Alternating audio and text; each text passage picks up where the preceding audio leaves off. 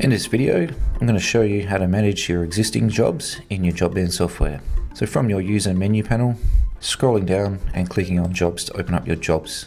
Once your job page is open, down the left hand side you can actually filter by the status that your jobs are currently in. You can search the job using the search bar. The job I want is in job setup, selecting that as my status. This job here is the one I want to open up to manage it further. Click to open. Once the job page is open, up the top here you've got your job number, your job name or description label, where the status is currently at, and your job types. Up here with this hamburger menu, you can click on this. You can assign members to the job, that's staff members. You can assign to a project, or if you like the actual workflow of this job, you can save this as a workflow for other jobs moving forward. Then underneath here, you've got some more working tabs where you can add new items or a new invoice to the job. You can update the job details, or you can delete the job if you have access to. If you wish to update the job, click on update.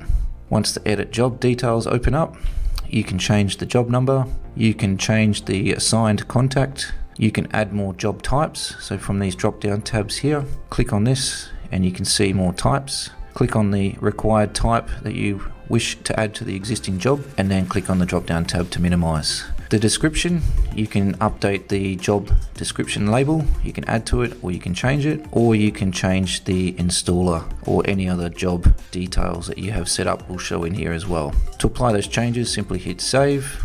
Now the job has been updated, and then underneath that you've got your working tabs. This is your dashboard. By default, it will show your dashboard for the job with your pending tasks and also your activity and notes that have been saved on the job this far. You have the job info area where it tells you who the main contact is, the installer, and also workflow. Also any other job detail questions that you have set up will be in this area as well. With your resources tab, clicking on this here, you'll be able to access a lot of functionality to do with the job and how you want to manage this. So if you want to check out the alerts, appliances that are actually assigned to the job, files, so clicking on files here, you'll be able to view files. You can add a new file folder for the job specifically, and you can upload documents to their file directories. Back under resources, you'll have items. So if you've done job specs, you'll be able to actually view them underneath items, or you'll be able to add items to those specs. Materials that have been assigned,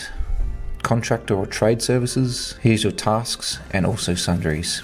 Also to note, inside your job, once it's been created, or even with job management, under the resources tab, you have the ability to create work orders. So to create a work order, which allows you to split the job up into smaller segments, you can click on work orders down the bottom, and then when you come into the work orders page, just click on create, and that allows you to create and name your work order, which will use the same parent job, but it will put in a point 1 for work order 1, point 2 for work order 2. So that's how you can create your work orders attached to your parent job. When it comes to managing the tasks, simply hit on the task tab to open further. Once the tasks have appeared, basically these are all the current tasks and steps assigned to your job underneath their respective statuses. When it comes to updating these, you can obviously tick on these. You can tick multiple at once, and then over to the top right here with the selected, with the 4 items that I've checked off, under the drop down tab, I can mark them off as completed, not applicable, delete, or I can deselect all. For this example, I'm going to mark these off as completed, and then you'll get the notification there saying that these are going to be marked off as completed. If I wish to add more tasks, I can do that here for this job. If I want to update specific tasks that have already been assigned to the job, once I've clicked on that task, then basically I get an overview page here. I can actually start time recording on this task. I can set the progress. I can mark it off as completed or not applicable. If I want to update, I can update. If I want to change the set start date or the set target date, I have those options in here. I can set a labor center. I can also assign members to this task. Depending on your access level, if you're on a high access level, you'll be able to delete this particular task from this job. Assigning members, if I want to assign members to this task, click on members. Then I have the ability to select staff from this drop down tab here. I can assign multiple members or just one at a time. Once that's been assigned, I can close this tab, and if I've finished updating the task, I can basically close the panel here. From here, let's go back to the working tabs across the top. If you need to send emails specifically for the job, you can click on the emails tab to be able to create and send those. Also SMS, if you have this feature, you'll be able to create and send SMS for this job specifically. This hopefully has given you some good insight on how to manage your jobs further in JobMan software. Are you still requiring further assistance on this topic or any other topic in JobMan software? No problem at all. See here these help article links?